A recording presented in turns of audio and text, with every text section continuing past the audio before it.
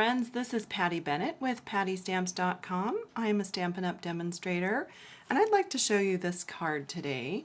This was one of the cards I made for some of my customers in August as a thank you for placing an order with me. And I had several comments on it and questions about how I did it, so I just thought I would give you a real quick tutorial and show you how I did it. Here's our color palette that we're working with today. It's Midnight Muse, Calypso Coral, and Daffodil Delight. And the stamp set is a new one, and it is called Serene Silhouettes. I think it's really beautiful. It has a lot of possibilities, so we're going to be working with this stamp today. And for the first step, we're going to use our Stampin' Spritzer, and we are going to create this background. I'm going to zoom in a little here for you. And it is the reverse masking technique, which I did a video on that, I don't know, a month or two ago. You can find it on my YouTube channel at Patty Stamps. And for this particular card, I made my mask with the Apothecary Accent Framelit.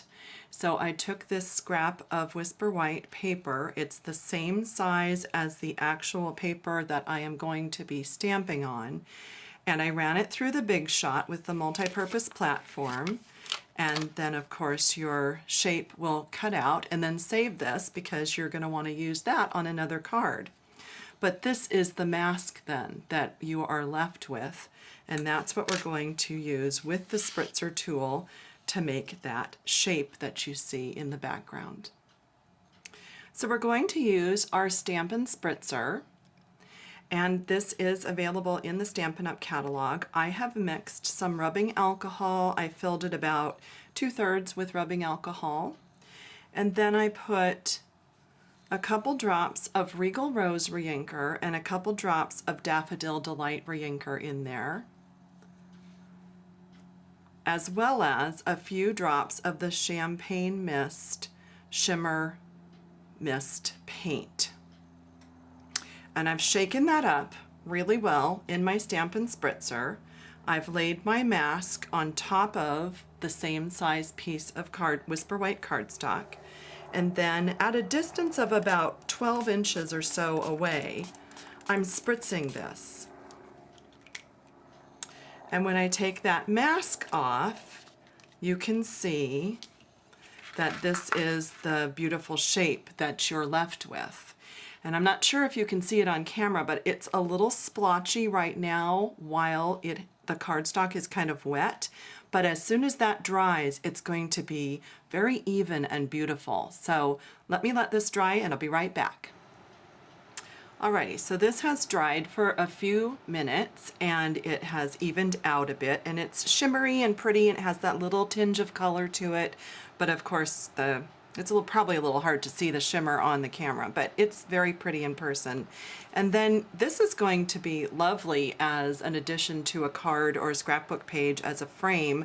So don't throw those masks away, and the more you use it, the darker that's going to become, and it gets really pretty. So we're ready to stamp on there, and I've got my Serene Silhouette stamp as well as my Midnight Muse ink pad. Now if you've been using these new Stampin' Up! Ink pads, you'll know that with this new firm foam surface, you don't need to stamp as hard as you're used to. So just a few light taps and then just a straight down and give a little push and straight up, and you get a beautiful stamped image on there. All right, then the next step is the sun. So here's the card, and I'm going to do this sun. Now the way I did this was I had a rubber circle left over from the center of my Daydream Medallion stamp set. It came out of the middle of this piece right here. Stampin' Up! Gave us the centers of all of these, and I just grabbed an old wooden block that I had and I mounted it on there because I thought, that'll be something someday, and that's what I did with it. So I have my Daffodil Delight ink pad, ink up my circle, and then I'm going to open up my Calypso Coral ink pad, and with my sponge dauber, get some coral ink on the dauber, and then I'm going around the edge like that. And that is going to give that circle that beautiful definition. So there you go. Isn't that fun? And then you can just pop a greeting on there. Let's make this one a happy birthday. You can do thank you, sympathy, thinking of you, anything you want, of course. And then for the cardstock, normally when I have my 8.5 by 11 sheet of cardstock, I cut it down the center this way, but this time I cut it the long way. We call that the hot dog way instead of the hamburger way. And I folded it this way so that I could have a top folding card with the ribbon going around this way. So that's the Midnight Muse stitched satin ribbon. It's beautiful and it ties really nicely.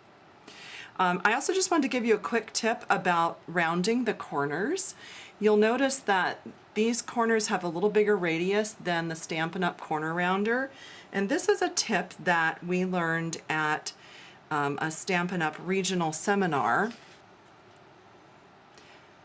You can use any of our circle punches, and you're going to slip the corner of the paper into the circle and punch, and you get a different radius than you would if you were using our corner rounder. And on this card, you can see that I rounded the two opposite corners just for a little different design technique. So again, I'm just slipping it in from the top and rounding it that way. And then the larger your circle, the larger radius of your corner you're going to get. So that's just something kind of different and fun. And then go ahead and mount that onto your card. And when you're using a darker color cardstock, I like to put another piece of cardstock on the inside. So I just mimicked that same double rounded corner design as this one. So that's all there is to that. It's a very quick card, but I think it's just beautiful. And thanks to the gals who emailed me about that. I hope this helps. Have a great day.